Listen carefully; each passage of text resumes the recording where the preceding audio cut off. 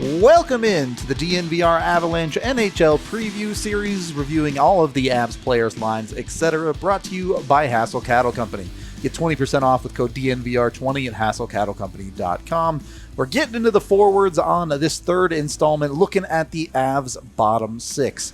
A lot of their bottom six is honestly pretty stable, but there's a couple of spots that we want to talk about, and the starting one there is going to be the most interesting guy in the bottom six, in Ben Meyers. Brought in at the end of last season, looked good in his NHL stint, had a bit of an up and down preseason, but by the end of it, pretty clearly established himself as a guy that's going to make the lineup. Those stats are NCAA, by the way. They are, correct. Just to make sure that's clear. Yeah. He would not be in the bottom six if those were NHL statistics. But Meyers coming in, what can we realistically look for out of Meyers this season? Look, the theme of a lot of these videos have been, can you put guys in situations to do what they do well? And I think that's what you're looking for out of a first year from Ben Meyers. Can you be on that third line? Can you play with speed? Can you play heavy along the wall? Can you go to the net? For me, that's really all I'm looking for out of Ben Meyers. I think he's been part of the plan since they landed him as a college free agent last year. That's why I feel fairly confident he will be there on opening night and beyond. Look, I think they like him. I think they really like him. I think they're expecting big things from him in the future. But for this year, I just want to see him get acclimated to the NHL speed, the NHL schedule, and like I said, do the things that you do well. That's all you want. Yeah. It's really it's going to be a rookie year. Yep. So temper like really high expectations. If you can get the kind of year that the Avs got out of Alex Newhook last year, I think you'd be thrilled with Ben Meyers 100%. This year.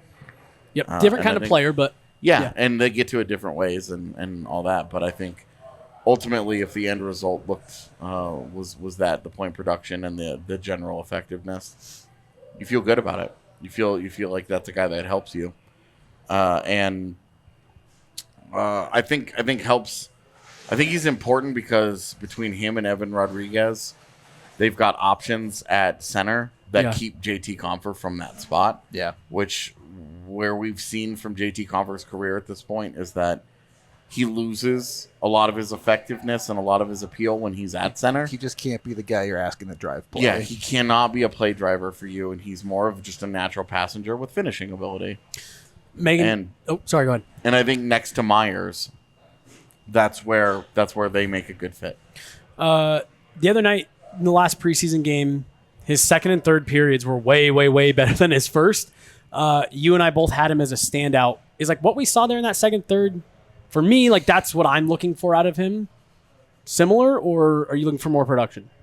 Well, I mean, I guess he scored a goal. So. I'm always looking for more production, but it realistically is what he did well at the NCAA level translating to the NHL, and that's where he struggled in preseason games before, and it felt like some things were starting to click into place for him in the second and third period of that game specifically. Mm-hmm. And I just think, he does have an identity as a player, and there's a reason that we're projecting him in the bottom six, and that is not an indictment on who he is, but it's because I'm not expecting high things with scoring, but I do want him to do some of the blue collar things that we've talked about being difficult to play against along the boards. Like he did that really well in this last game that we saw him, and I just want to see him continue doing that because there have been just a few lapses in judgment.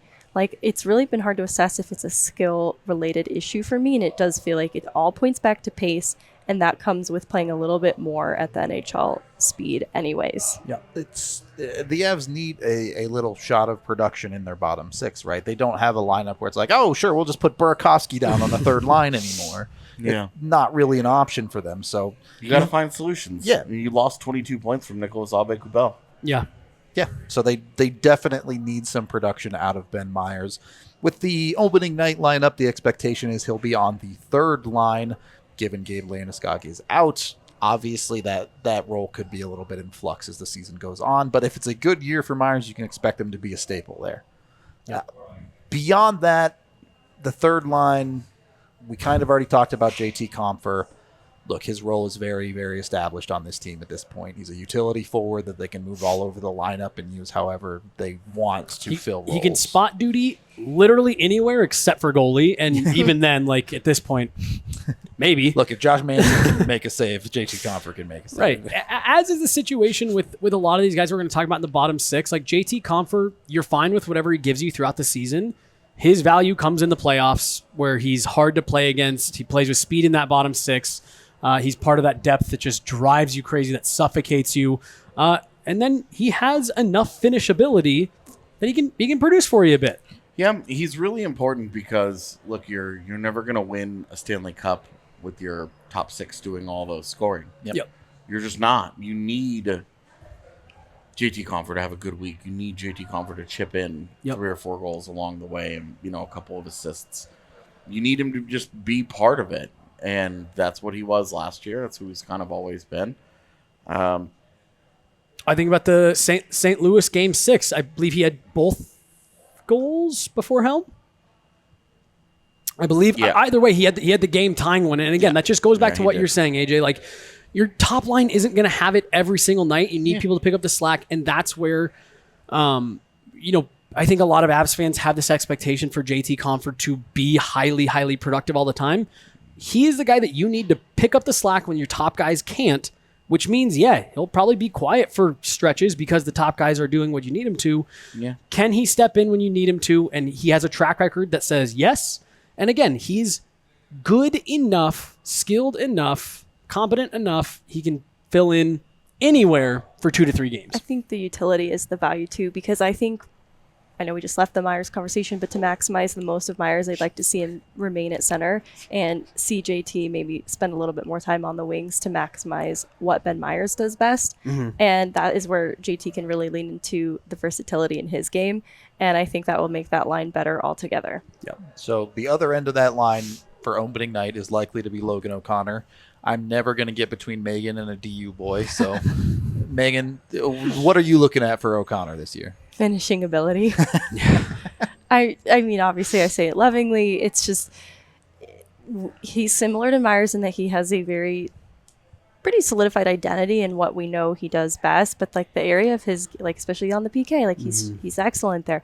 But the area of his game where there's promise but has not materialized yet is his finishing ability, and that's where I'd like to see him take another step and score those 20 goals that I said definitely during the camp. He's one of those guys that everybody likes him. They play for each other, right? Logan O'Connor, I think, kind of embodies that. He's not afraid to mix it up, plays with great speed, fits kind of the identity of this team. But yeah, you'd like to see the production. He reminds me of Matt Calvert. He finds himself in front of the net, wide open with the puck on his stick so often because of all the things that he does really well. And that's just kind of where it stops. Yep. Yeah, he's a player with deficiencies and has limits. Yeah, and that's okay. And Jared Bednar should know those limits really well by now. And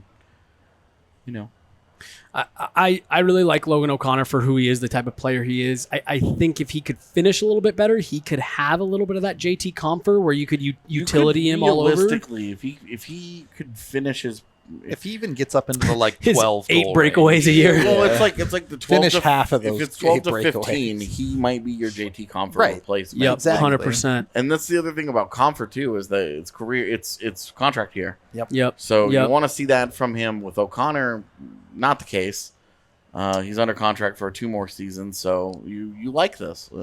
He's a fantastic role guy. Yeah, he's just fine doing what he does.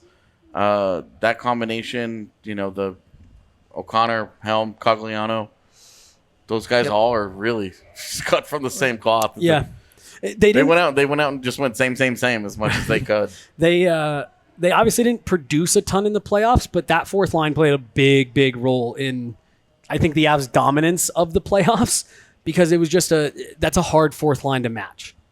Again, you're talking about fourth lines, but as far as fourth lines go, it's hard to find a fourth line with that much speed.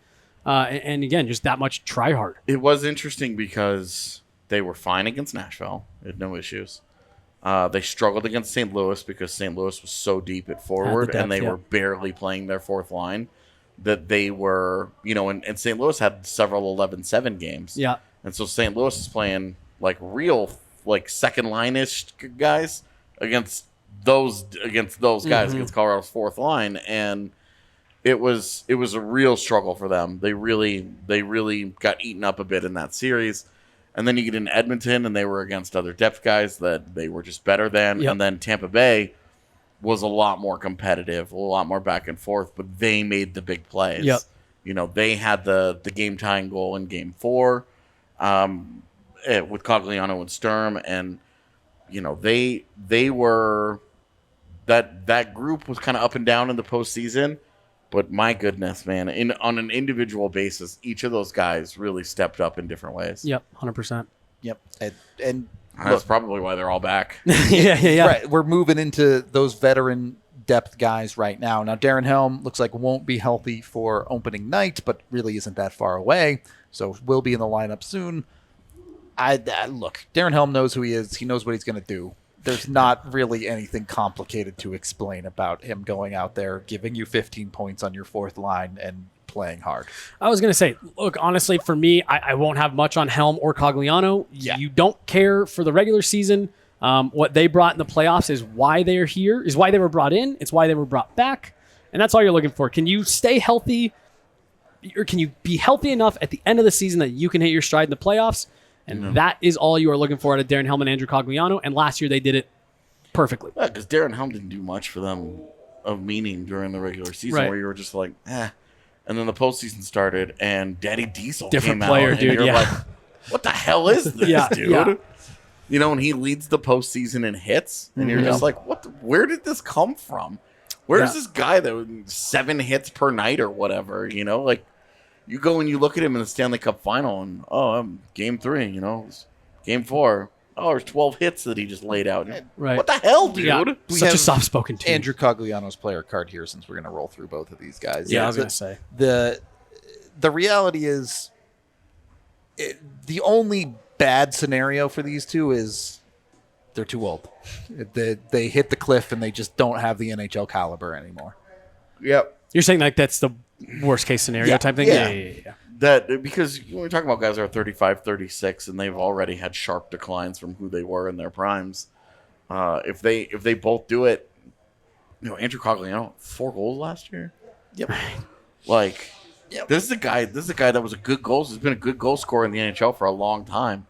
Well, and then he had 3 goals in the playoffs. Yeah, So- and then he has 3 goals in the postseason, and I think 2 of them are on 2-on-1s. Yep. That one shorthanded one that he had was like an ugly finish, but it was such a nice play because of just the forecheck on it. It was an ugly finish because it was his second chance at it. Yeah. But no, he was, and again, just the word warrior. Yeah. In the postseason, he battled through injury. He did everything for them. It was the desperation. It was the team play. Dude's And playing with another a broken guy. hand and jumping in front of pucks. Yeah, and another guy that Nathan McKinnon was like, I love you. Yeah. Well, and then again, like we won't get into it, but Nathan McKinnon, Gabe Landeskog, Eric Johnson have all unprompted brought up the speech that Andrew Cogliano gave before Game 6 and the meeting that Andrew Cogliano called. And it's just one of those things again for me. You don't win Stanley Cups, plural, without those types of guys. I'm not saying Andrew Cogliano specifically, but those guys who have a pulse on the room. You need a glue guy. Right. You don't need a letter on your chest to do that. And Andrew Cogliano came in late and was able to do that, and that's why I think he's back. Too good of a fit. I know his Iron Man streak broke, but can we call him the Iron Daddy? Is that allowed? No. What were you going to say, Megan? I was just going to say, too, just looking at how they've utilized Cogliano in preseason, he's been one of the consistent regulars that they use in exhibition games to get some of these younger, newer players familiar. And I think it's a testament to what he represents on the team. Like, it's like the third line copied and pasted with more veteran sauce on it. Also, My expectation for them is stay healthy and don't be a liability, and I'm happy with that. Also, before we move on, because we weren't in the locker room last year, we only would get Cogliano at the podium. We were standing in the room morning skate before this last preseason game, and he had gone into the dressing room and he came back out. He had forgotten something in his stall with no shirt on. That dude is chiseled like he's out of marble. I could not believe it. Like I was like, yeah, 1, 2, 3, 4, 5, 6, 7, 8, 9, 10, 11, 12, 13, 14. Yeah, wow. 14 pack on this dude. Like, just jacked out of his mind. You're like, could you hold still? Yeah. I'm trying to count. Look like you have a little bit of indigestion, but not too much. All right, I'm trying to. All right, we're gonna. Yeah, that too. 14, yeah, sure. Wow. man. Holy What's smokes. wrong with you? In a world where the Avs are perfectly healthy, that's the lineup. Yeah. Landeskog's in, those are your 12 forwards. Yeah. The reality is no one's ever fully healthy. And now keep in mind that this is going to be kind of a filler spot. Expect to see Curtis McDermott fill in. Expect to see Lucas Sedlak fill into this last spot at times. Anton Blidh. That is, look, according to Jared Bednar, it sure seems like that's going to be the guy who goes into the lineup at least to start. The numbers aren't great. Our eye test of him in the preseason has not been great. But he's not here. great here. So, I want to know how Megan feels about Anton Blidh. so I was gonna say, and I'll let Megan go because we talked about it before the game started. Megan and I looked at each other and we said, "We're watching Anton Blidh tonight. We're not only am I going to focus on him, we're going to get 2 sets of eyes on this dude to try to see what it is that Jared Bednar really, really seems to like." And like we asked him for some elaboration after, and the things that he said, I can see it. He finishes his checks. Sure, he skates hard. Sure, he goes to the net. My thing is, he does all those things. Are they particularly effective? And that's just where I maybe feel different. Megan? It just feels like the evil that you know. And it's not personal. Anton Blidh is representative of so many different players who've come into this organization to hold a similar place. So I don't think he's going to do this any more disastrously or differently. And I don't know if that's going to go more positively, but they like his effort level. I like his effort level, but I sort of am tempted by the uncertainty of the risk surrounding someone like Martin Kaut.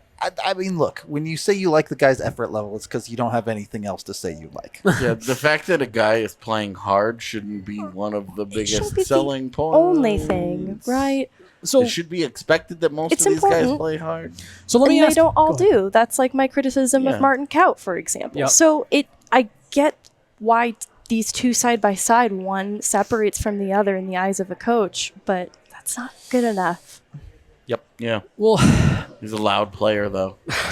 did you see? I posted because I asked him. I was like, "What do you mean by that?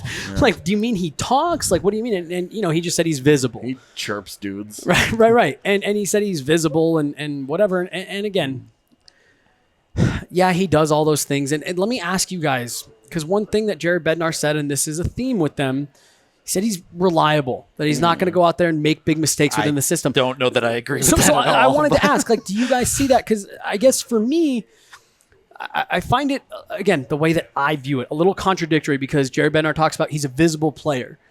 And to me, the one thing that Anton Blidh has going for him is I don't notice him.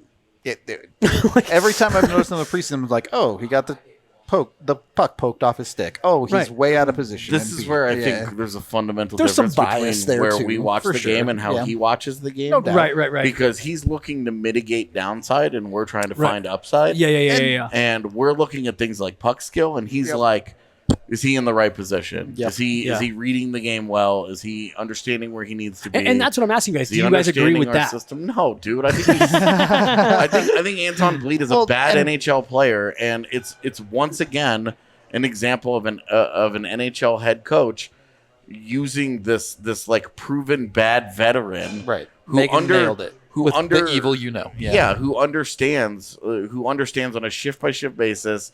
I don't need to do anything special. Just don't make mistakes. Well, and it's a warm blankie for NHL head coaches to wrap themselves in the cold of winter. Well, and you take that guy. Because every team does this, and every Right. team has one or two of these guys. If you're the Winnipeg Jets, you have 6 of them. But you have a couple of them, and you're just like it confuses you because you're like anybody with eyes can watch this and be like, that guy doesn't seem very effective, and he's not. Right. It's maybe a problem for the Jets, but for every other team, when you look at that guy and you say, look, you're going to play him 6 minutes a night, Right. 20 times a year. he won't hurt you that much. I was going to say, and if that's the argument, again, I made the point the other night on Megan and I's little post-game clip. I can see where Bednar's coming from because, like I said, I just don't notice him. And if that's what you're looking for, are you not out there making egregious mistakes, then cool. I think he checks that box. But Again, yeah, as someone looking for upside, I don't really see it. To me, I'm not really that concerned with it. This is a guy who will be spot duty at the beginning of the year. I think part of the reason they like him is because they know we can call this guy up and send him down, and we don't have to worry about waivers. We're going to talk all this shit, and this guy's going to get his name on the Stanley Cup. Yeah. Which I hope he does. You know what I mean? Yeah, Like, straight up. It's not personal. I hope he does. It never is personal. The I best don't know case Anton Blidh at scenario. all. The best case scenario is we're wrong, and he's an effective NHLer for the whole season. And like Has happened before. And like if anyone Blidh family related is watching this, and like he's an unbelievable hockey player. Yeah. He's in the top 1% of all hockey players. He's great. top 0.1% on a defending Right, title team. right on a defending All title right. team. That's great. You just so happen to be on a team that is full of like the top 0.0001% of players. Like they are in that next tier up. He's like the 0.2%. Yeah. Exactly. And so as great of a just standalone hockey player as he is, his tenure with the Avs will be based on how few mistakes can you make. Yep. And as of right now, Jared Bednar thinks that he's his best chance to make the fewest. So we'll see. You don't make a mistake. Be sure to like and subscribe here on YouTube as we still have Or else we'll cut you, apparently. From Put the you on roster, not waivers. still have the big top 6 video preview coming up, so be sure to check that one out tomorrow. But we're going to get out of here for this one. We appreciate all of you, and we will talk to you on the next one.